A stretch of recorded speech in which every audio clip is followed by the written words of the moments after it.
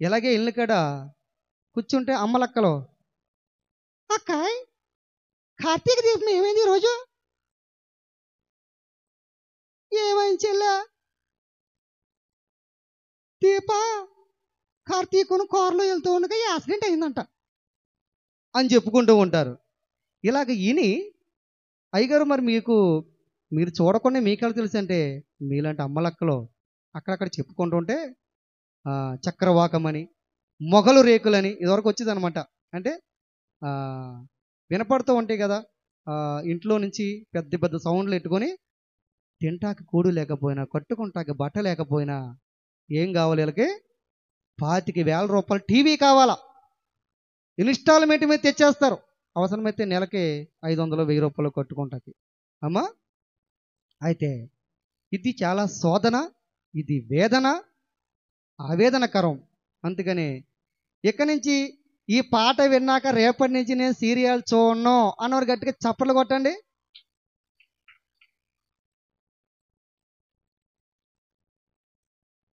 అంటే ఇప్పుడు దాకా చూస్తున్నారా? మనం దేవుని సన్నిధిలో ఉన్నాం. అమ్మా, మనం మానుకోవాలంటే ప్రతిది కూడా మానుకోవచ్చు.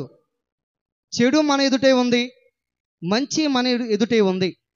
ఈ సెల్ ఫోన్లో చెడు వస్తుంది, మంచి వస్తుంది. దీన్ని మంచికి వాడితే మంచి అభివృద్ధి పడుతుంది, ఇది చెడుకు వాడేవనుకో నువ్వు నాశనం అయిపోతావు.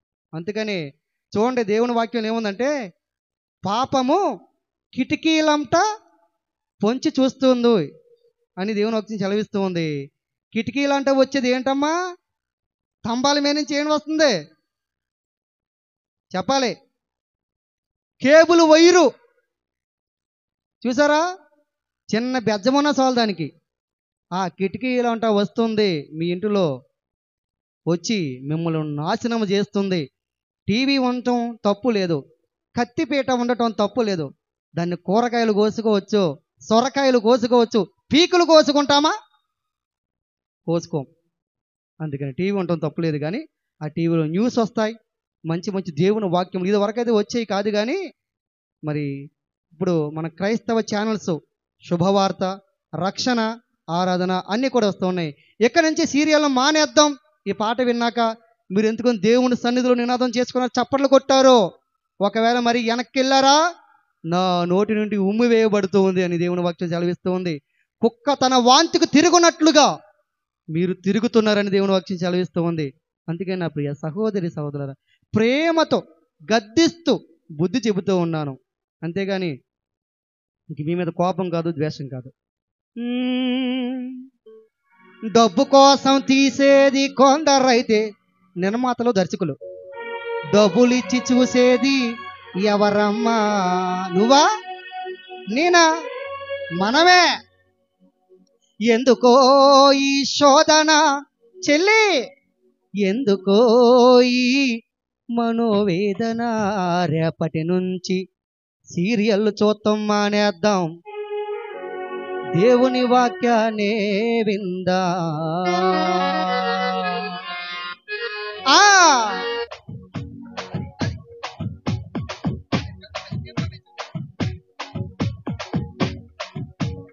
అది స్తోత్రం.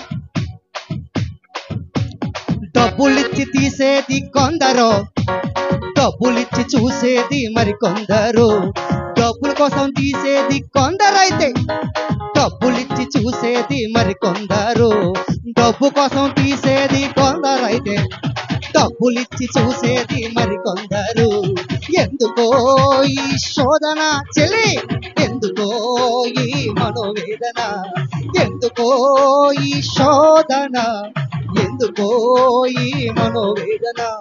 డబ్బు కోసం తీసేది కొందరైతే, డబ్బులిచ్చి చూసేది మరి కొందరు. డబ్బు కోసం తీసేది కొందరైతే, డబ్బులిచ్చి చూసేది ఎవరమ్మా?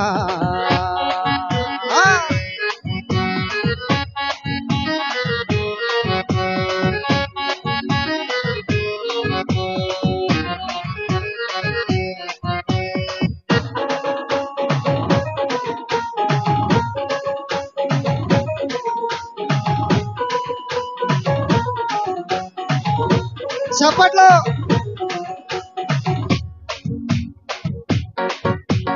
చక్రవాకమంటూనే నువ్వు చూస్తుంటావు అమ్మా అక్క చెల్లి.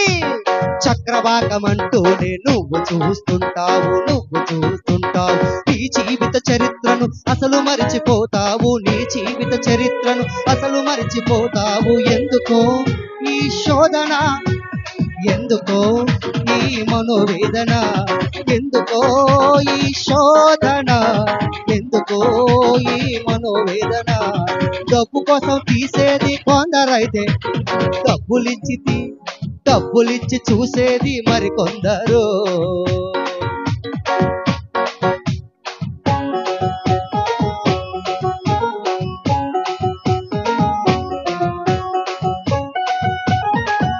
మొగలు రేకులంటూ నువ్వు చూస్తున్నావు, భర్త ఇంటికొస్తే చెమ్ముతో మంచిని కూడా ఇవ్వవు, నువ్వు అంత లీనమైపోతావు సీరియల్స్ లో. మొగలు రేకులంటూనే అమ్మా చెల్లి అక్క, మొగలు రేకులంటూనే నువ్వు చూస్తుంటావు భర్త ఇంటికొస్తే అసలు మరిచిపోతావు అంటావు. ఆయన పొద్దున వెళ్ళిపోతారు పాపం, చేపలు పడతాకో లేదంటే ఏదో పనికి వెళ్తూ ఉంటారు. ఈయన సాయంత్రం వ్యాసారు పోయి నీరసం వచ్చి ఈ ఆమె కొన్ని మంచిలు ఇయ్యాటే సచ్చిన కూడా చేతులు లేవా నీకు, నీ చెమ్మడిపోను ముంచుకు తాగు. ఎందుకో ఈ శోధన, ఎందుకో ఈ మనోవేదన. మొగలు రేకులంటూనే నువ్వు చూస్తుంటావు భర్త ఇంటికొస్తే అసలు మరిచిపోతావు. ఎందుకో ఈ శోధన చెల్లి, ఎందుకో ఈ మనోవేదన. కార్తీక దీపమంటూ నువ్వు చూస్తుంటావు నీ ఆత్మదీపాన్ని అర్పివేసుకుంటావు కార్తీక దీపమంటూ నువ్వు చూస్తుంటావు అక్క చెల్లి అమ్మా. నీ ఆత్మదీపాన్ని అర్పివేసుకుంటావా ఎందుకో ఈ శోధన, ఎందుకో ఈ మనోవేదన, ఎందుకో ఈ శోధన, ఎందుకో ఈ మనోవేదన. డబ్బు కోసం తీసేది కొందరైతే డబ్బులిచ్చి చూసేది మరికొందరు.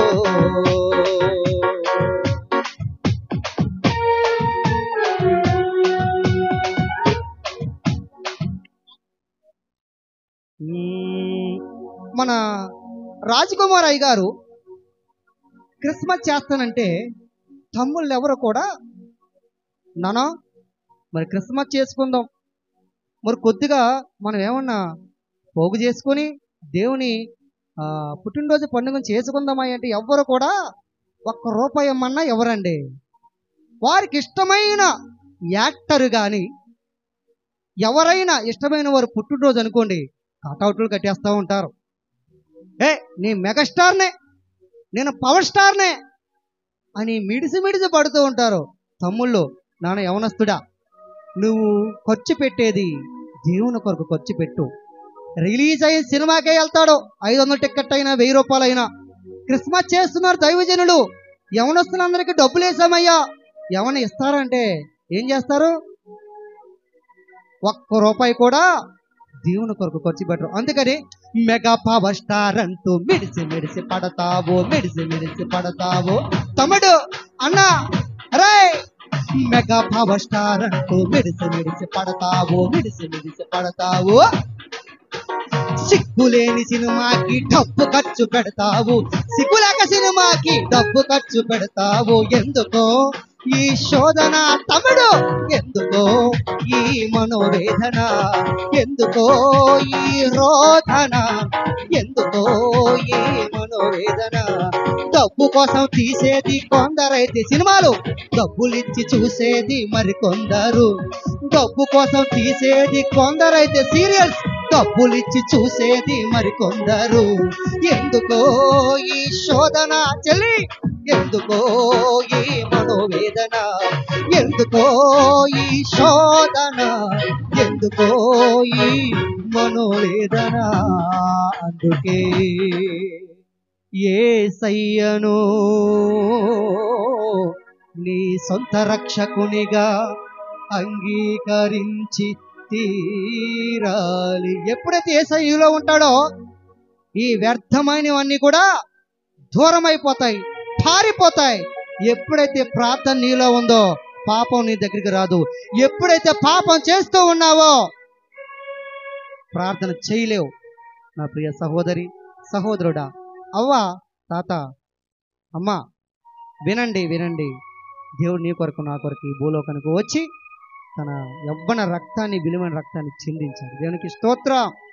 అందుకే మనమందరం కూడా ఆయన పరిశుద్ధుడు కనుక మనం కూడా పరిశుద్ధులుగా ఉండాలి. ఆయన నీతిమంతుడు కనుక మనము కూడా నీతిమంతులుగా తీర్చిదిద్దబడాలి.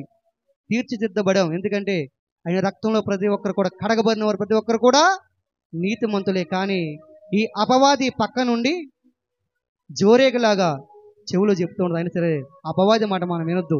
యేసయ్య మాట మనం విందాం, యేసయ్య కొరకే జీవిద్దాం. హల్లెలూయా. దేవునికి స్తోత్రం.